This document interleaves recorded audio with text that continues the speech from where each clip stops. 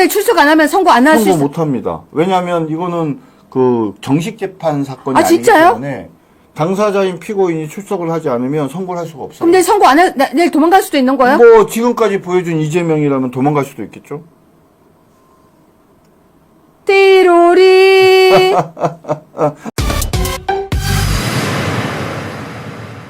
이재명을 전현희는 무죄라고 생각한다고 합니다. 그런데 윤석열이 사냥개 검찰 풀어 증거 짜집기를 했다고 합니다. 이거 허위사실 유포 아닌가요? 여러분, 네. 전현희가 윤석열 대통령에게 사냥개 검찰 풀어 증거 짜집기라고 했습니다. 그런데 말입니다. 사실 제가 이런 질문을 하고 싶어요. 이재명 사건이 기소가 윤석열 대통령 때 다 된 거예요? 아니지 않습니까? 수사는 이미 문재인 정권 때부터 시작됐던 사건들이고요.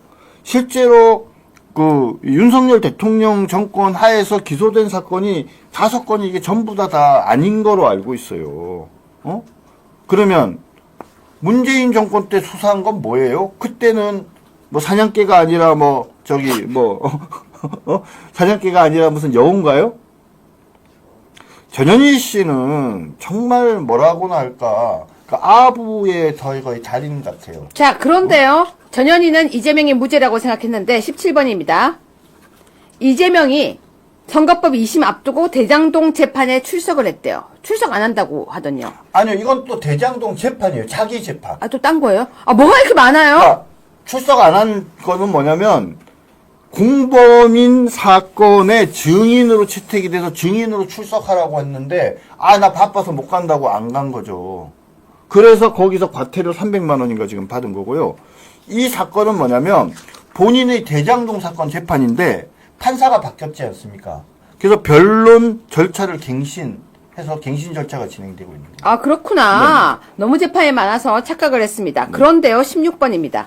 민주당에서요, 윤석열 선고 지연이 되면서 불안감이 고조되면서 이재명 죽이기 작전인가? 라고 이야기를 했다고 합니다. 여러분 내일 이재명 재판 선고 어떻게 나올 것 같습니까? 자, 정 변호사님. 네. 아까 분석하셨던 거 분석 좀 해주세요. 이재명 사건 네, 아까, 결과요. 예. 저는 이재명 사건 결과는 결론적으로 말씀드리면 집행유예가 그대로 유지될 거라고 자, 생각합니다. PD님 하나씩 좀 보여주세요. 아까 저희가 제가 이렇게, 그렇죠. 그것보다 앞에 먼저 보여주셔야 됩니다. 네. 자, 제 화면 지우시고요. 여러분들께 지금 가지고 와서 보여드리는 이 자료는 양형기준표라는 겁니다. 지금 이재명이 재판이 진행 중인 사건은 당선 목적 허위 사실 공표 유형 2번에 해당하는 거죠. 기본은 10월 이하 또는 200만 원에서 800만 원을 청구할 수 있는 건데 가중 요소가 탁월하게 많으면 징역 8월에서 2년까지 선고하고 벌금도 500만 원에서 1000만 원까지 선고를 할 수 있는 겁니다. 그 다음 거 보여주세요. 근데 여러분들 알다시피 조금 작게, 더 작게 됐어요. 알다시피 징역 2년이 구형됐잖아요. 앞 페이지 보여주실래요? 8월에서 2년까지 선고를 할 수 있는데 검찰이 최고 양형 기준에 따른 최고형인 징역 2년을 구형했다는 것은 그만큼 죄질이 나쁘다는 거죠. 자, 그러면 기준표 한번 보여주십시오. 그 다음 페이지. 자, 보세요. 특별 양형형 인자와 일반 양형인자라는 게 있는데 이제 감경 요소와 가중 요소 이렇게 여러 가지가 적혀 있어요. 그렇죠? 자, 지금 문제가 되고 있는 허위사실 공표 내용은 허위사실 또는 비방 내용이 후보자 평가에 관한 선거 구민의 매우 중요한 판단사항에 관계되는 경우가 해당하죠. 그죠? 그 다음에 또 선거일에 임박해서 한 경우도 맞죠. 그리고 그것이 언론 등이나 이런 데 나가서 한 얘기이기 때문에 상당히 다수이거나 전파성이 매우 높은 경우에도 해당하죠. 그 다음에 맨 처음에 아니다 한 것은 설마 착각해서 그렇다 손 치더라도 계속적으로 같은 얘기를 하면서 그 사람을 모른다라고 베드로보다 더 심하게 부인을 했기 때문에 범행 수법이 매우 불량한 경우에도 해당하죠. 그리고 그것이 바로 사회적 지위와 영향력을 이용한 범행이라고 볼 수 있는 거죠. 그죠? 그래서 가중 요소가 너무 많아요. 동종 전과도 아마 하나 있는 것 같고요. 저희는 지워주세요. 그 다음에 그런 어떤 여러 가지 사정을 고려해 보면 가중 요소가 너무 많고 특별 양형인자의 가중 요소가 너무나도 많기 때문에 그렇기 때문에 아까 말씀드린 징역 8월에서 2년까지 선고할 수 있는 그런 사건이라는 거죠. 그죠? 자, 그러면 이제 여러분들이 관심을 가지는 것은 집행유예가 가능한지 여부일 거예요. 자, 그 다음 페이지 한번 보여주세요.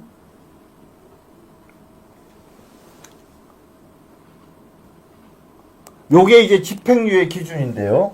계속 말씀드릴까요? 그 좀 예, 예. 해주세요. 짧게요, 자, 이제. 집행유예에 보면 주요 참작 사유, 일반 참작 사유와 부정적, 긍정적 요소가 있는데, 뭐 내용을 보시면 알겠지만, 아까 가중 사유 보듯이 부정적 주요 참작 사유가 매우 많습니다. 그 다음 페이지 넘겨주세요. 그래서 주요 부정 사유, 2번 보세요. 주요 부정 사유만 2개 이상 존재하거나, 주요 부정 사유가 주요 긍정 사유보다 2개 이상 많은 경우에는 집행유예가 불가능하고 실형을 권고하도록 돼 있어요. 자, 결론이 뭐냐? 사실은 1심에서 이재명에 대해서 집행유예를 선고한 것 자체가 양형 기준보다 훨씬 완화해서 용서를 많이 해준 거라는 거죠. 자, 그렇다면 여러분 내일 구속될 가능성 있습니다. 그리고 지금 민주당 내부에서요, 긴급 상황이라고 합니다. 내일 저녁 5시에 유여희 적반하장 방송에서요, 여러분!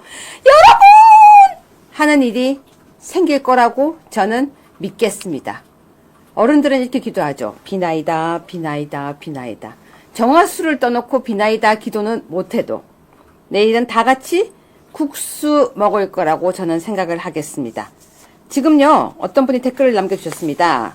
선고 연기 가능성은 없나요? 없습니다. 선고 연기요? 네. 누구 선고 연기요? 이재명 내일 아니, 선고 어떻게 연기 내일인데 없습니다. 선고 연기예요? 네, 없습니다. 그리고 내일 출석 안 하면 선고 연기되는 거 아닌가요? 아닙니다. 여러분 지금 아까 댓글에 선고 못해요. 그럼 내일 출석 안 하면 선고 안 할 수 선고 있어? 못합니다. 왜냐하면 이거는 그 정식 재판 사건이 아, 아니기 진짜요? 때문에 당사자인 피고인이 출석을 하지 않으면 선고를 할 수가 없어요. 그럼 내일 선고 안 해? 내일 도망갈 수도 있는 거예요? 뭐 지금까지 보여준 이재명이라면 도망갈 수도 있겠죠. 띠로리. 충분히 가능한. 여러분 그건 제가 생각 못했던 부분입니다. 네.